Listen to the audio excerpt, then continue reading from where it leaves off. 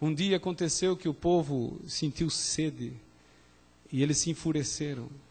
Já tinham tido esta experiência e de repente então chegaram para Moisés e queriam água. E Moisés disse: o Senhor dará água. E eles se provocaram a Moisés. Você imagina 40 anos andando com esse grupo? Então ele foi ao Senhor e disse: Senhor, eles querem água, o que eu faço agora? E o Senhor disse: olha, você feriu uma vez a rocha, só se fere uma vez a rocha, não se ferem duas. Do Egito para Canaã, só uma vez a rocha é ferida. Olha só, esse é o símbolo da morte de Cristo. E só mata uma vez, só morre uma vez, só uma vez o sangue é derramado, só uma vez. Agora você fala com a rocha e ela vai dar água. E o povo foi atacando Moisés, foi provocando. E você pode colocar palavras de baixo escalão, palavrões, irritações, provocações. E chegou um momento que o grande líder, pela primeira vez e única, perdeu o controle da razão, perdeu o controle dos sentidos, desde que liderava o povo. E ele então se levantou, e dentro dele surgiu o egoísmo, vaidade, orgulho. E ele disse assim: ei, escravos maldizentes, ei, nação perversa, olhem para mim. E o povo se assustou ao ver o seu líder dessa forma. Vocês querem água? Vocês terão água. E com o seu cajado, ele pega e fere a rocha, e fere novamente, como que num ato de fúria. Sabe o que me impressiona na história? É porque Moisés desobedece a Deus. Deus, ele foi claro, fala com a rocha.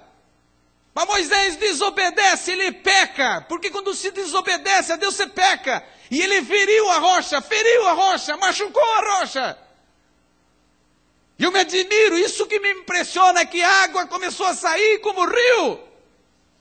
Mesmo desobedecendo ao Senhor, o Senhor honrou a palavra do seu líder. E isso deveria me fazer pensar, às vezes, ao atacar um líder, ao provocar um líder, ao tentar acossá-lo, irritá-lo.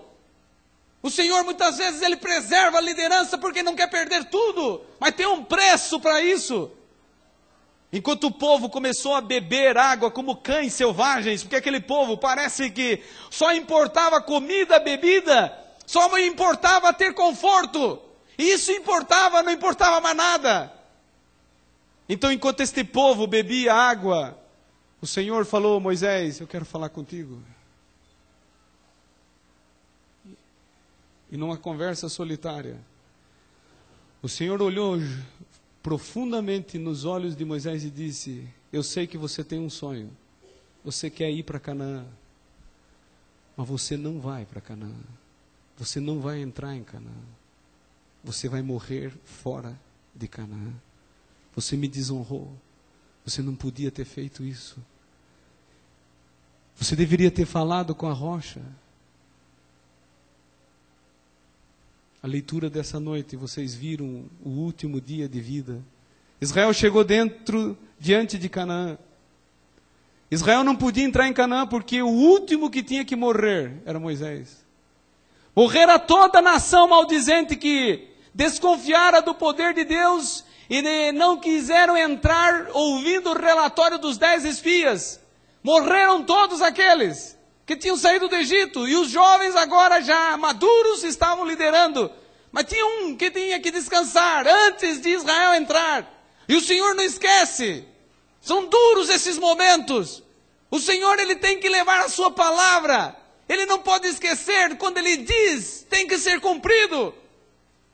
Seria muito fácil quando o pecado entrasse no mundo, e ele teria então dito por universo: olha, isso foi uma brincadeira, eu vou pôr fim a Satanás, eu vou dar um jeito, eu vou fazer isso com uma filmagem em laser, para todo o universo ver, eu vou pôr um fim nele. Mas não podia, antes de mostrar as consequências do pecado. Não é que Deus estava amarrado pelas suas próprias leis, é que o Senhor, Ele não queria deixar dúvida no comportamento humano, na mente humana. Por isso Ele deixou o pecado ir até as últimas consequências. Moisés tinha que descansar. Então ele se despede e vai. Aí esse homem que deixou o trono do Egito, não foi dado o privilégio de guarda de honra. Não foi dado o privilégio de seu filho andar ao seu lado. Não é como que num cortejo final. Não foi dado a ele o privilégio de ter como assessor na última hora Josué, seu grande amigo. Ninguém. Porque nessa última hora, ele teria que caminhar esse caminho único, sozinho. Ninguém estaria com ele. E ele começou a subir as montanhas do Nebo ao cume do Pisga.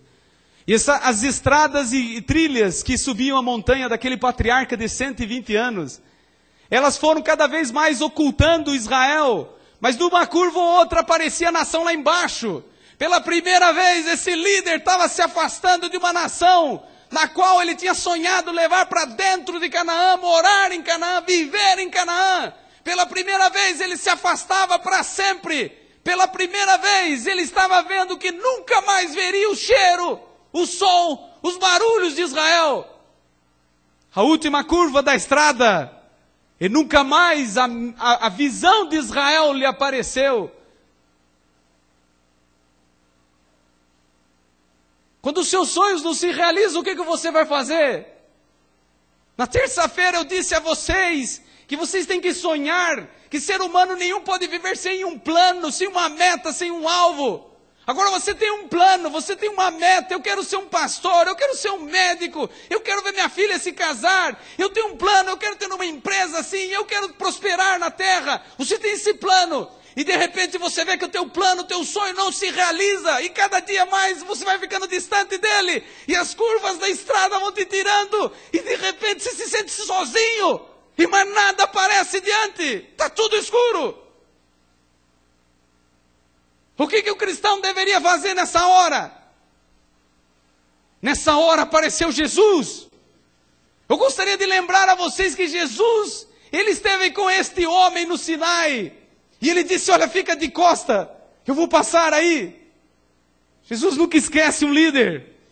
Jesus nunca esquece um cristão. Não é por causa de um pecado que ele nos esquece. Eu disse a vocês que Sansão foi perdoado, mas Sansão nunca mais viu nessa terra. Só na eternidade. São consequências que você tem que colher. O Senhor perdoou Moisés. O Senhor amava Moisés. O Senhor amava o sonho de Moisés, mas era impossível aquele sonho se realizar. Sabe por quê? Porque Deus tinha um sonho maior. Quando os sonhos não se realizam, o que eu faço? Quando meu sonho não consegue chegar no ponto, quando meu sonho não vai, quando eu vejo que eu não conseguirei mais atingir aquele alvo, aquela meta, o que eu vou fazer? Eu vou abandonar a igreja?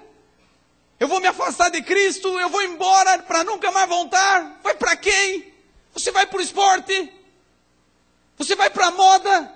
Você vai para o dinheiro? Você vai para o prazer? Para onde você vai? Isso vai te ajudar? Isso vai te dar alegria? Quando o teu sonho não se realizar, por favor, acredite nas palavras de Cristo. O que eu faço, tu não sabes agora, mas compreenderás depois. O que eu faço agora, você não está entendendo. Você é um ser humano finito. Eu sou infinito.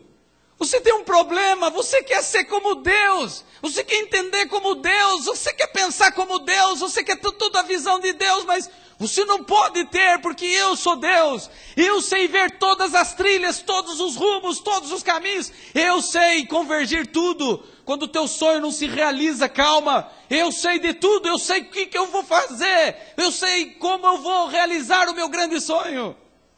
Então Moisés começou a olhar Canaã. Irmãos, essa para mim é uma das histórias dramáticas da Bíblia.